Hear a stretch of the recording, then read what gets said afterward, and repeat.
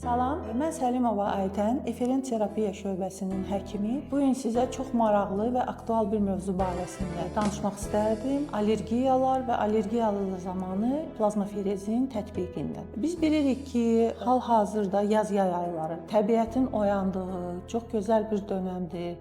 İnsanların istirahətə can atdığı bir dönəmdə bəziləri üçün bu hətta problemlərin artması kimi bir dönəm kimi qeydə alınır. Çünki elə insanlar var ki, məhz yaz-yay ayları bu mövsümdə onlarda allergik proseslərin oyanması baş qaldırır və bu onların həyat keyfiyyətini, həyat komfortunu, iş qabiliyyətinin zəifləməsinə səbəb olur. Bəzən bir sadə asqırma ilə, gözdə sulanma ilə, dəridə xırda bir qaşıntı ilə, yorğunluqla, yuxuculluqla başlayan belə bir proses get-gedə artaraq ağır allergik statuslara kimi yüksələ bilir. Və bütün bunların qarşısını almaq üçün hal-hazırda müxtəlif müalicə metodları, müalicə vasitələri vardır və biz hal-hazırda onları araşdıracağıq. Son illərdə statistika göstərir ki, nəinki bizim ölkəmizdə, o cümlədən bütün dünya masştabında allergik xəstəliklərin artması müşahidə olunur. Bu qloballaşma, urbanizasiya, qidaların müxtəlif tərkibdə olması ilə əlaqədar, müxtəlif səbəblərlə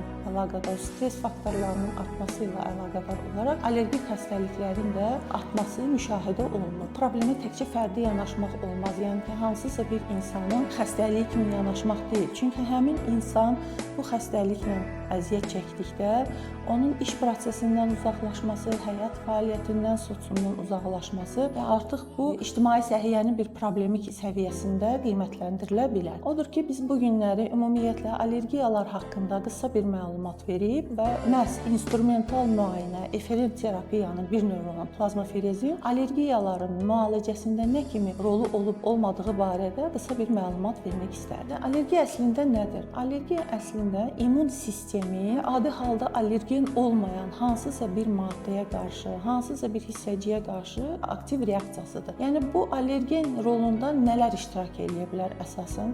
Yəni biz mövsümlə əlaqədar olaraq bu çıxışımızı hazırladığımız üçün ona görə məlumat xarakteri onu verməliyik ki, yaz aylarında əsasən bitkilərin çiçəklənməsi dövründə daha çox rast gəlinir bitki tozları, məişət tozu, hətta günəş şüalarına qarşı allergik reaksiyalar ola bilər. Bundan əlavə olaraq allergik reaksiyalar həmçinin qida mənşəli ola bilər. Yaz-yay aylarında meyvələrin, tərəvəzin daha çox istifadə olunduğu bir dönəmdə bəzi meyvələrdən ola bilər. O cümlədən bəzi dərman vasitələri, kimyəvi vasitələr və hətta elə ola bilər ki, adi halda bizim üçün allergen görünməyə bilən bir maddə hansısa bir orqanizmdə allergiyanın yaranma səbəbini tətikləyə bilər. Və ən çox allergik mənşəli bitki tozlarını qeyd elədik və bunlardan hansılardır? Bunlardan fındıq, toz ağacı, ağcaqayın ola bilər. Hal-hazırda burada iydə ağacının çiçəklənmə dövrüdür. Bax, iydə ağacına qarşı allergik reaksiyalar ola bilər. Allergik reaksiyalar həmçinin olur heyvanların tüklərinə qarşı, heyvanların ekskrementlərinə qarşı. Müxtəlif səbəblərdən yəni qeyd edirik ki, allergik reaksiyalar yarana bilər. Yaxşı, bəs bu allergik səbəb ortaya çıxdıqdan sonra onun qarşısını necə almaq olar? Bunun qarşısını almağın yolları müxtəlifdir. Birinci növbədə ilk addım məhz fərdi qaydada, şəxsin özü tərəfindən. Əgər o müəyyən edibsə ki, onda bu allergiya evdə heyvan saxlayırsa, həmin heyvana qarşıdır və yaxud hansısa heyvanla bir kontakt olub, hansısa bir qida ilə olubsa, ilk növbədə həmin allergendən, yəni törədicidən uzaqlaşmaq lazımdır.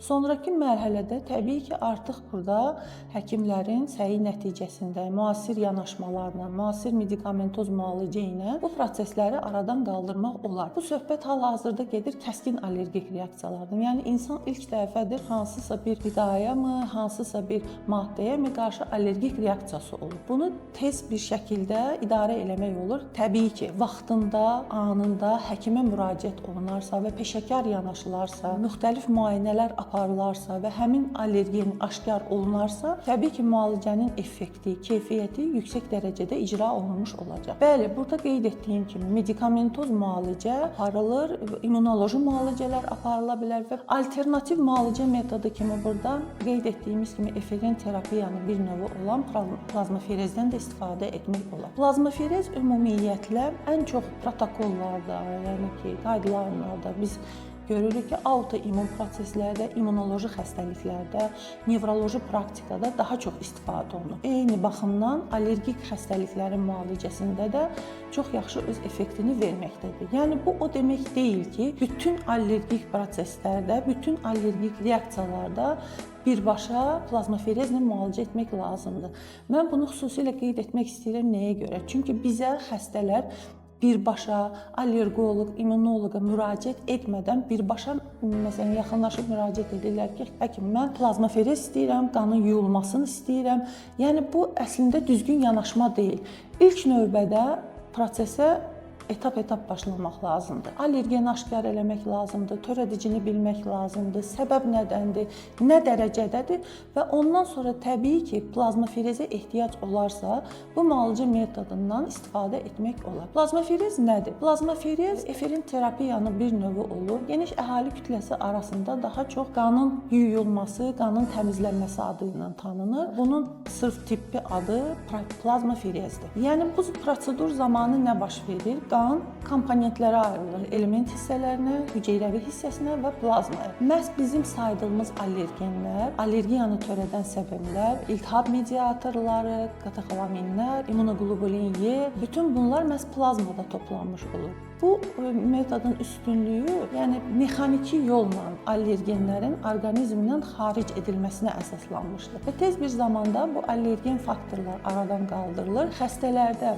remissiyalar olur, həyat keyfiyyətinin yaxşılaşması müşahidə olunur. Yenə də qeyd etmək istərdim ki, bunu sərbəst şəkildə deyil, əsas müalicə metodu ilə paralel şəkildə aparılmalıdır. Yəni yenə deyirəm, birbaşa xəstə müraciət etsə ki, mən allergiyam var, mən plazmaferez istəyirəm və plazmaferezdən sonra dərhal özümü yaxşı hiss eləyirəm. Biz bu zaman peşəkarcasına yanaşmış olmayacağıq. Əsas müalicə aparılmalıdır, aşkarlanmalıdır. Daha sonra bəli, alternativ müalicə metodu kimi əsas müalicə ilə paralel plazmaferez prosedurunun aparılması allergiyalı xəstələrdə, xroniki daha doğrusu allergiyalı xəstələrdə yaxşı effektlərin, uzun remissiyaların əldə edilməsinə səbəb olur. Ən çox hansı hallarda? Xroniki övrə xəstələrində, ağır bronkial asmalarda, polivalent allergiyalarda məhz plazmaferez çox gözəl effektini göstərir. Plazmaferezin üstünlükləri nədir?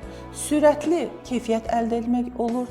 Tez bir zamanda allergenlər aradan götürülür mexaniki yolla. Xəstənin normal həyat ritminə, iş fəaliyyətinə, əmək fəaliyyətinə qayıtması daha üstün şəkildə olur və ən əsası da xroniki proseslərdə, biz xroniki allergiyalarda biz uzun müddətli remissiyalar əldə etmiş oluruq. Bundan da əlavə bu xəstələr uzun müddət medikamentoz müalicəyə bağlı olduqları üçün çoxlu miqdarda dərman qəbul etməli olurlar və biz plazmaferezi icra etməklə məhz onların bu dərman asılılığından, uzun müddət dərmanların qəbulundan daha keyfiyyətli, daha tez bir zamanda müalicənin əldə edilməsinə nail olmuş oluruq.